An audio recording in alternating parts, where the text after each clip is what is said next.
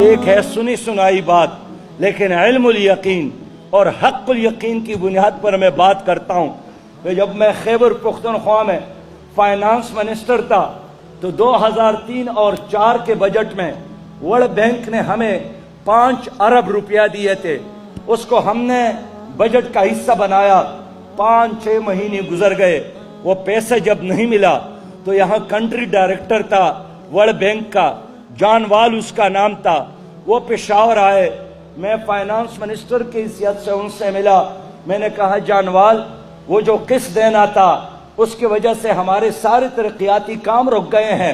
انہوں نے ہنس پڑے اور کہا کہ جو تم نے پشاور میں خواتین کے وہ بل بورڈ ان کی تصویروں پر جو مبنی تھی اس کو توڑا ہے، تو کیا اس کے باوجود بھی آپ ہم سے پیسہ لینا چاہتے ہیں؟ میں نے کہا کہ جانوار، ہمارے بل بورڈوں پر خواتین کی تصویر کا اور ورلڈ بینک کے قرضے کا کیا تعلق ہے؟ اس کا آپس میں کیا رشتہ ہے؟